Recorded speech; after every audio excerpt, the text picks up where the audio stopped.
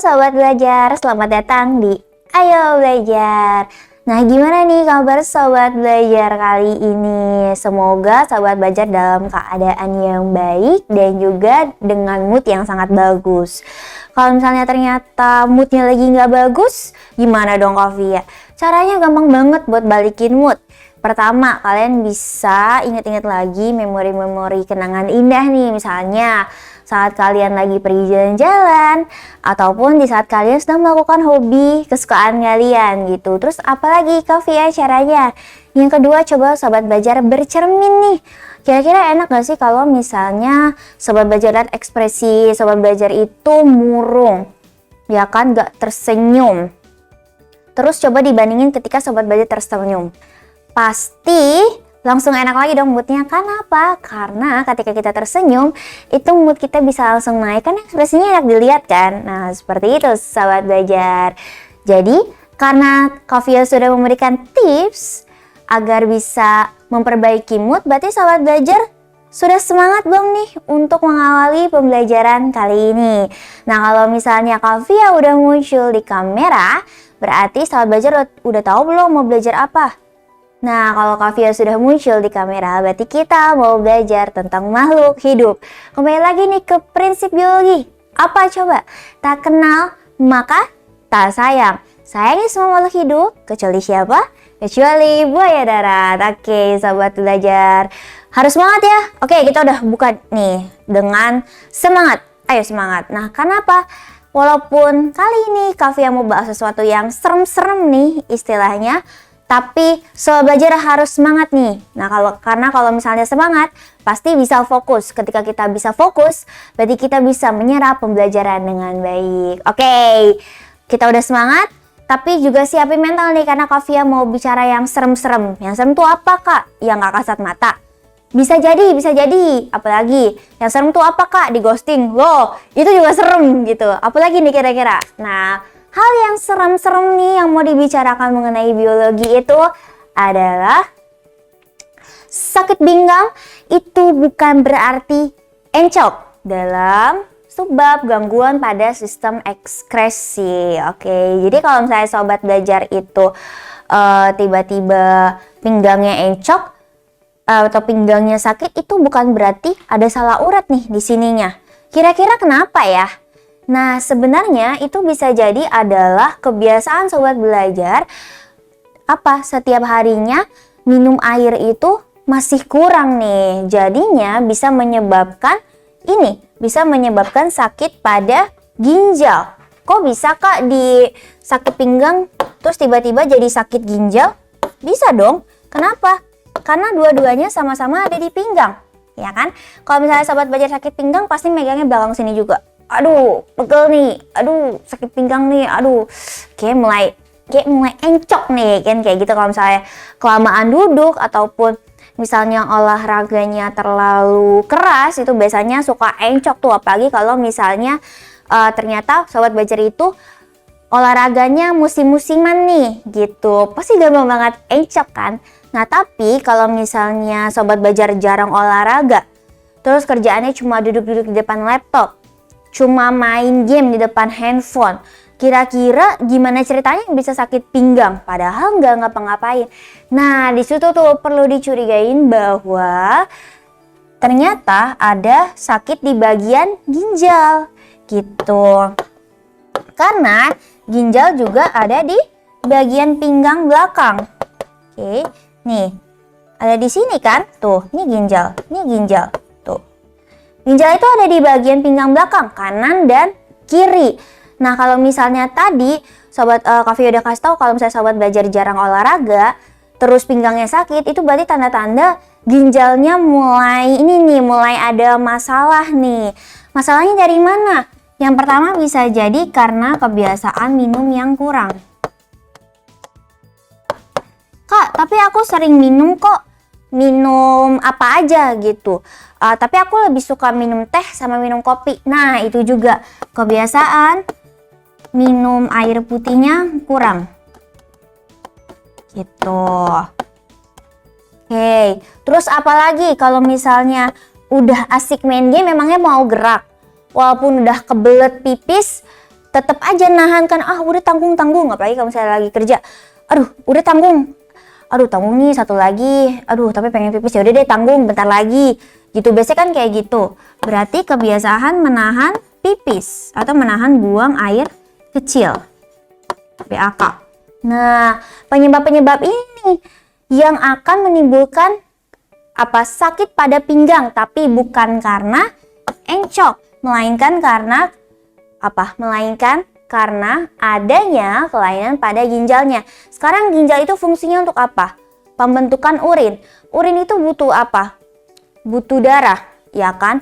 Nah, kalau misalnya sobat belajar itu sering minum tapi bukan minum air putih, jadi kebanyakan minum minuman yang berasa, kebanyakan lebih minum yang manis-manis, pokoknya lebih banyak minum yang rasa-rasa dibanding minum air putih. Nah, itu juga mempengaruhi sobat belajar, karena kan pada dasarnya ketika kita minum makanan yang berasa ataupun minum makanan yang berwarna, itu kan memang strukturnya atau airnya itu akan lebih kental. Nah, airnya akan lebih kental dibandingkan air putih. Sama aja dong, berarti akan masuk ke dalam darah dan akan membuat konsentrasi darah menjadi lebih kental. Ketika konsentrasi darah lebih kental, itu berarti urin dihasilkan juga lebih kental. Ingat, faktor yang mempengaruhi produksi urin apa saja? Konsentrasi darah, zat diuretik, dan juga suhu. Ya kan? Nah, kalau misalnya minuman, berarti dia larinya ke zat diuretik sama konsentrasi darah gitu. Jadi apa yang sobat belajar minum, itulah yang akan sobat belajar dapatkan ketika sobat belajar buang air kecil. Sobat belajar minum apa sehari-hari? Kebanyakan kopi, misalnya sampai 2-3 gelas sehari. Minum air putihnya cuma segelas aja gitu. Abis makan minumnya bukan air putih tapi minuman rasa-rasa. Nah, itu juga seperti itu. Jadi jangan sampai sobat belajar mikir, udahlah aku kan jarang olahraga, nggak mungkin dong sakit pinggang gitu aja. Enggak, justru kebiasaan-kebiasaan lainnya itu juga akan mempengaruhi sakit pinggang tadi, alias sakit ginjal tadi gitu. Jadi jangan remehin nih ketika pinggangnya mulai sakit, terus mikirnya nggak pernah olahraga, terus ya udah dibiarin gitu aja. Dan lama-lama ternyata terjadi penumpukan di dalam ginjalnya dan akhirnya akan mengakibatkan hilangnya fungsi ginjal. Ketika fungsi ginjal sudah hilang, lalu apa yang terjadi? Berarti sobat belajar tidak bisa membentuk urin dong. Berarti keadaan tubuh sobat belajar, bayangkan urin itu adalah sisa metabolisme yang sudah tidak dibutuhkan. Dia benar-benar zat racun. Ketika dia tertumpuk di dalam tubuh, maka apa yang akan terjadi? Nah, berarti sobat belajar bisa keracunan kan. Nah, seperti itu sobat belajar. Oke, jadi mulai dijaga pola minumnya. Terus kalau misalnya memang aktivitasnya benar-benar hanya duduk dan di depan laptop, di depan PC, itu coba diselingi dengan beberapa kali stretching gitu. Jadi biar badannya juga bergerak. Oke, seperti itu ya sobat belajar. Nah, gimana nih Kak kalau misalnya sampai ginjalnya itu tidak berfungsi? Apa yang harus kita lakukan? Terus bagaimana cara kita mencegahnya? Nah, makanya sobat belajar, jangan kemana-mana, saya tentu dalam kasih saya belajar. Karena sekarang belajar mudah, ayo belajar. Jangan lupa belajar, karena sekarang belajar itu mudah. Ayo belajar.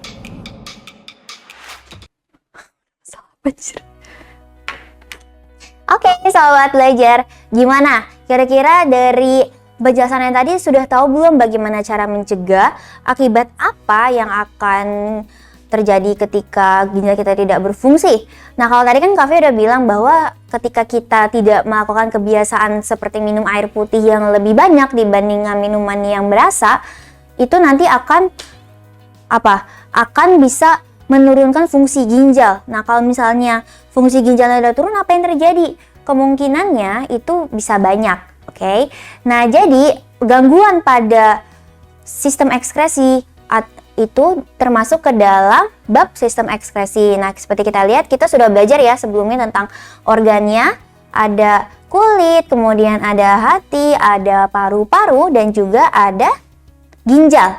Nah, dan sekarang karena kita sudah belajar bagaimana nih mekanisme ekskresi pada keempat organ-organ ekskresi, berarti kan dalam prosesnya pasti akan ada kelainan-kelainannya dong. Makanya hari ini kita mau belajar tentang gangguan pada sistem ekskresi dari masing-masing organnya. Yang pertama adalah gangguan pada ginjal terlebih dahulu, oke? Nah, seperti yang tadi sudah Kavia bilang bahwa Kavia ulang lagi ya, bahwa ketika sobat belajar jarang beraktivitas tapi tiba-tiba sakit ginjal, tapi tiba-tiba sakit pinggang, berarti ada kemungkinan sobat belajar ada gangguan pada ginjalnya. Nah, apa aja nih gangguan yang bisa terjadi pada ginjal? Yang pertama ada batu ginjal, kemudian yang kedua ada gagal ginjal, yang ketiga ada albuminuria. Oke, ini yang biasanya terjadi atau yang sebagian besar terjadi. Oke, pertama kita bahas dulu tentang batu ginjal. Kita lihat di sini. Ini adalah gambar ginjal. Ini benar-benar the real ginjal ya. Seperti yang sudah Kavia bilang bahwa ginjal itu bentuknya seperti kacang merah dan warnanya juga seperti kacang merah. Oke. Nah, ketika dipotong, dalamnya itu anatominya seperti ini. Ini adalah medula, ya kan? Sumsum. Terus ya ini adalah korteks. Yang ini adalah pelvis. Oke. Nah, sekarang kita lihat. Di sini di bagian pelvis itu ada yang beda nggak sih sobat belajar? Lihat di sini. Harusnya pelvis itu dia isinya pembuluh darah kan? Arteri ginjal sama vena ginjal. Kemudian ada juga ureter di situ. Tapi kalau kita perhatikan di sini ada zat yang atau ada benda yang asing banget nih di sini. Nah, kalau kita lihat di sini bendanya nutupin hampir semua permukaan dari pelvis ginjal. Oke. Nah, benda yang menutupi pelvis ginjal ini adalah batu ginjal. Benar-benar kenapa dibilang batu ginjal? Beneran kayak batu, Kak? Iya, beneran kayak batu. Karena kita lihat di sini. Karena kalau misalnya kita ambil nih batunya. Nah, batu ginjal itu dia sebenarnya adalah tumpukan dari asam urat atau kalsium gitu. Nah, kalau misalnya semuanya sudah menumpuk, berarti kan akan mengalami pengerasan. Nah, itu sobat belajar. Nanti pengerasan dari asam urat dan juga kalsium itu akan menjadi batu-batu ginjal ini. Gitu. Kalau misalnya batu-batu ginjalnya masih kecil, itu dia bisa dihancurkan menggunakan obat. Tapi kalau misalnya dia sudah besar seperti yang ada di sini nih, dia sudah tidak bisa lagi dipecahkan oleh obat. Jadi dia harus dioperasi. Nah, penyebabnya apa nih sampai ada endapan asam urat dan juga kalsium? Apa coba?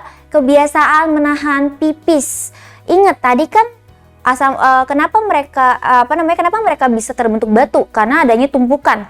Berarti kan adanya tumpukan ini berarti ada sesuatu yang ditahan dong. Nah, gitu. Jadi karena sahabat belajar mungkin ada beberapa yang sering nahan pipis gitu ya. Hati-hati ketika kita menahan pipis, itu berarti kita sedang menahan banyaknya zat-zat yang harusnya dikeluarkan dari dalam tubuh itu masih tetap ada di dalam tubuh.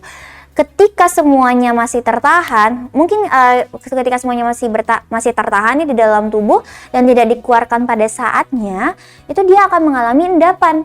Memang ketika kita menahan pipis akan keluar pipisnya, betul. Tapi tidak semua zatnya akan keluar persis seperti urin yang pertama ketika kita mengeluarkannya pada saatnya. Ini misalnya gini, sobat belajar udah berasa kebelet nih. Nah, berarti itu kan kandungan urinnya masih yang seperti biasa kan, urin sesungguhnya yang udah nggak ada air, yang udah nggak ada yang lainnya, tinggal urea, amonia gitu kan. Nah, kemudian kalau misalnya sobat belajar keluarin pada saat sobat belajar kebelet, jadi pas kebeletin langsung ke kamar mandi, nah itu pasti harus dikeluarin dong semuanya. Tetapi ketika sobat belajar nahan nih 5 menit, 2 menit, 10 menit, ngerasa kayak ya udahlah belum pengen berasa banget, lalu deh PR-nya masih banyak nih, lalu deh dramanya masih seru, terlalu deh gamenya lagi war nih gitu-gitu. Nah, berarti kan dia tertahan tuh kan, ketahan, dan akhirnya ada endapan nih. Oke, endapannya masih kecil, misalnya endapannya cuma segini awalnya, terus dikeluarin, oke udah habis tuh. Besoknya begitu lagi, ya numpuk lagi. Besok kayak gitu lagi, numpuk lagi, dan lama-lama bisa sampai sebesar ini. Akibatnya apa? Ketika sudah ada batu ginjal, yang pertama kita akan susah sekali yang namanya buang air kecil. Ya kalau kita buang air kecil itu kan gampang banget ya. Ya udah kita tinggal duduk terus keluar. Tapi kalau misalnya ada batu ginjalnya, itu bener-bener sakit banget ketika kita akan mengeluarkan urin. Gitu, jadi ada infeksi di dalamnya, susah ngeluarinnya karena ada hambatan di dalamnya. Seperti itu. Jadi bisa bayangin ya, ketika kita biasanya ngeluarin urin ya segampang itu, ini tiba-tiba sesusah itu untuk ngeluarin urin. Oke, seperti itu ya. Jadi jangan sering-sering nahan pipis, nanti bisa batu ginjal. Oke. Next kita lihat. Di sini ada ginjal yang masih sehat dan ada ginjal yang sudah mulai nggak kelihatan sehat nih, alias dia menderita gagal ginjal. Nah, kalau misalnya sudah sampai gagal ginjal, itu berarti ginjalnya sudah tidak berfungsi sama sekali. Berarti apa yang harus dilakukan? Berarti harus ada bantuan. Berupa apa? Berupa metode cuci darah. Oke, atau hemodialisis. Karena apa? Di sini masih bisa berfungsi, tapi yang di sebelah sini sudah tidak berfungsi. Nah, berarti kan dia kerja keras dong. Ya kan, yang sebelah sini biasanya ada 2, ini cuma ada 1. Ya kan? Berarti dia harus bekerja keras. Tapi bisa juga ketika yang satu sudah gagal ginjal, yang ini juga bisa ikut gagal ginjal. Why? Karena dia kerjanya overload. Oke, ketika dia kerjanya sudah overload, lama-lama dia akan rusak juga. Gitu. Nanti akan cuci darah total. Oke. Nah, kalau misalnya gagal ginjal ini penyebabnya apa, Kak? Sama. Yang pertama adalah menahan pipis, kebiasaan minum air putih yang kurang, terus lebih suka minum zat-zat diuretik seperti teh dan kopi. Nah, banyak sekali pokoknya kebiasaan-kebiasaannya. Terus juga kalau misalnya pipis kadang-kadang ada yang nggak dikeluarin semua. Percaya nggak, ada orang yang pipis itu kadang-kadang nggak dikeluarin semua. Gitu, nantinya akan jadi gagal ginjal. Terus kalau misalnya duduk, kalau misalnya ada kegiatan, kalau misalnya lagi online kelas kan pasti kan kita duduk doang nih, nggak minum sama sekali. Pokoknya minumnya kurang. Berarti kan si ginjalnya ya dia apa yang mau disaring gitu kan, dan akhirnya nanti menumpuk-menumpuk akan jadi gagal ginjal. Oke, jadi hati-hati nih ya. Nah, salah satunya tadi kalau misalnya ada sakit-sakit pinggang, hati-hati tuh. Oke. Nah, kemudian yang terakhir kita lihat di sini. Ada healthy kidney yang di sebelah sini dan ada inside damage kidney. Oke, kita masih ingat ya bahwa proses pembentukan urin itu yang pertama adalah filtrasi. Ketika proses pertama filtrasi itu tidak berjalan dengan baik, maka bisa mengakibatkan penyakit albuminuria. Nah, ada protein yang tersaring. Oke, masih ingat ya bahwa ketika filtrasi itu yang disaring adalah plasma darah, kemudian akan direabsorpsi kembali. Nah, kalau misalnya filtrasi dan reabsorpsinya tidak bisa berjalan dengan baik di dalam glomerulus lurus, maka dia akan keluar semua zat-zat yang seharusnya disaring, semuanya akan keluar kayak saringan bolong. Gitu, bisa bayangin ya kalau misalnya Sobat Baja punya saringan di rumah, terus bolong. Gimana? Nggak bisa dong, semuanya keluar. Nah, makanya nanti akan terdeteksi ada albumin di dalam darahnya. Oke, seperti itu. Selanjutnya adalah gangguan pada kulit. Nah, pasti tahu dong, ini kulitnya shining, shimmering, splendid banget. Nah, gangguannya apa nih kalau misalnya dia nggak bisa merawat wajah seperti model cantik ini? Yang pertama bisa jerawat, yang kedua bisa biang keringat yang biasa terjadi pada bayi, dan yang terakhir adalah eksim yang paling ekstrim. Oke, kita lihat yang pertama adalah jerawat. Kalau jerawat ini sebenarnya dia normal ya, karena kebiasaan cuci muka yang salah ataupun jarang cuci muka ataupun hormonal. Gitu, ada fluktuasi di dalam estrogen dan progesteron atau testosteronnya gitu. Nah, caranya gimana? Sebenarnya kalau lagi jerawat itu jangan dikotak-katik gitu loh. Jangan dikotak-katik, jangan dipencet, jangan diapa-apain gitu. Biarin aja, nanti dia juga akan hilang sendiri. Nah, kenapa nih kok bisa jadi jerawat? Tadi kenapa kebiasaan jarang cuci muka bisa bikin jerawat? Kenapa kalau cuci muka terlalu banyak juga bisa bikin jerawat? Nah, pertama, kalau misalnya jarang cuci muka berarti banyak sekali kotoran yang ada di wajah kita kan. Nah, berarti pori-pori kita akan kesumbat. Nah, ketika pori-pori kesumbat, maka dia akan membengkak dong pori-porinya dan bisa berisi nanah. Ya kan kalau misalnya jerawat kita lihat dalamnya ada kuningnya kan nih kayak yang ada di sini. Nah, kalau misalnya sudah seperti ini berarti jarang banget nih cuci mukanya. Makanya kalau bisa sehari itu minimal 2 kali cuci muka. Oke? Dan dijaga pola makan ya karena banyak sekali makanan-makanan yang memicu jerawat. Oke, selanjutnya adalah biang keringat biasanya terjadi pada anak-anak. Nah, biang keringat ini biasanya terjadi karena adanya penyumbatan pada kelenjar keringat.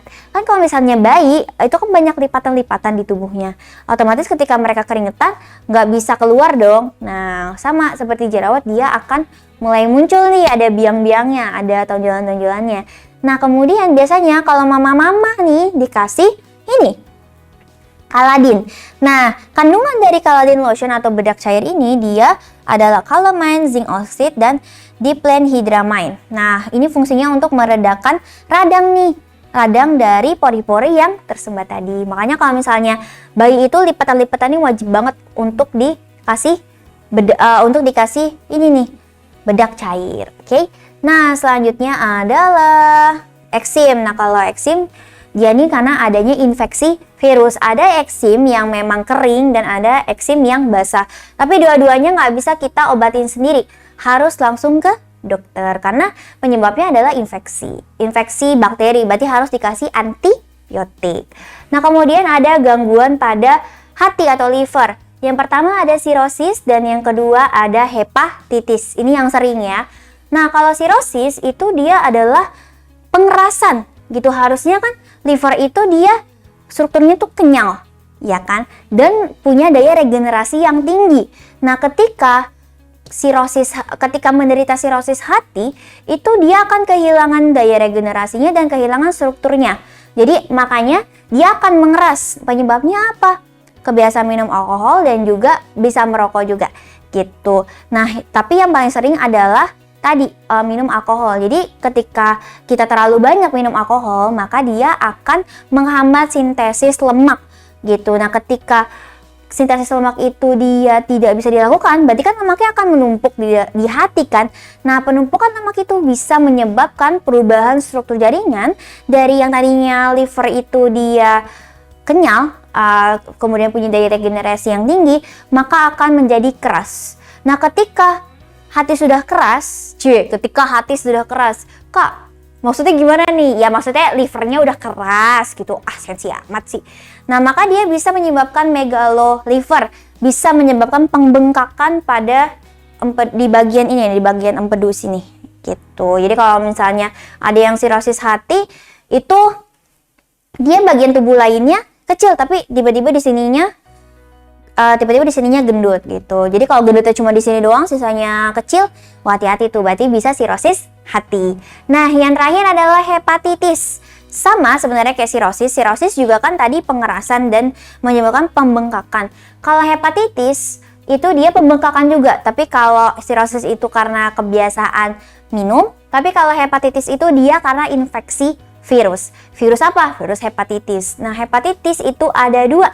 Ada hepatitis A yang disebabkan oleh virus hepatitis A dan hepatitis B yang disebabkan oleh virus hepatitis B. Nah, simptomnya atau gejalanya bisa kita lihat keduanya sama-sama memiliki apa? Ini, mata kuning. Kalau misalnya matanya udah kuning, wah hati-hati tuh, berarti dia bisa terjangkit hepatitis gitu. Dan itu biasanya di hepatitis B. Nah, kalau hepatitis A itu juga dia bisa terjadi penguningan pada mata. Sebenarnya kalau hepatitis A dan hepatitis B dia dibedakan dari ininya aja, dari infeksi virusnya yang berbeda, tapi semuanya dia sama gitu. Oke, untuk simptom-simptomnya dia hampir sama. Oke, sudah. Nah, tadi ya berarti kita sudah belajar tentang gangguan mulai pada ginjal, kulit, dan juga pada hati. Nah, sekarang kita lihat nih soal dari gangguan sistem ekskresi. Kira-kira sobat belajar udah paham sampai mana sih? Oke, kita lihat ya. Setelah pulang dari perayaan tahun baru nih, kulit dan bagian putih mata Emma menjadi menguning. Oke, Nah, dan emang mengalami muntah darah. Dan perut membesar merupakan gejala dari siapa ya? Kita lihat. A. Sirosis, B. Gagal ginjal, B. Batu ginjal, D. Hepatitis A, dan E. Hepatitis B. Nah, kita lihat. Kata kuncinya apa? Yang pertama adalah bagian putih matanya menjadi menguning, terus dia mengalami muntah darah, dan perutnya membesar. Nah, ada megalohepatika di sini. Oke. Nah, berarti kira-kira apa ya? Nah, kira-kira gimana nih? Kalau kita lihat dari kata kuncinya, jawabannya apa? Sirosis, gagal ginjal, batu ginjal, apa? Hepatitis A dan B. Berarti kan kalau misalnya di sini bagian perutnya membesar, berarti nggak mungkin ginjal dong. Batu ginjal dan gagal ginjal bisa kita coret. Nah, tinggal sirosis dan hepatitis. Nah, apakah sirosis tadi dia mengalami mata menguning? Tidak ya, jadi jawabannya adalah hepatitis A atau B. Jawabannya adalah hepatitis A, karena hepatitis B dia tidak ada muntah darah. Oke, seperti itu ya. Tinggal dilihat aja yang mana yang paling mendekati terus coret. Gitu. Oke, kita udah dapat. Oke, sahabat belajar. Begitu materi, segitu aja materi dari gangguan pada sistem ekskresi. Nah, tadi gangguannya ada gangguan pada hati, kemudian gangguan pada ginjal, dan juga gangguan pada kulit. Oke, nah makanya karena sekarang kita sudah mengetahui nih gangguan-gangguan pada sistem ekskresi, berarti sekarang sobat belajar bisa dong mencegah agar gangguan itu tidak terjadi. Oke, karena apa? Karena ilmu ini sangat aplikatif ya. Jangan sampai sobat belajar terkena salah satu penyakit dari gangguan sistem ekskresi tadi. Oke, semuanya semakin mudah ya belajar kali ini. Nah makanya karena sekarang belajar mudah, ayo belajar.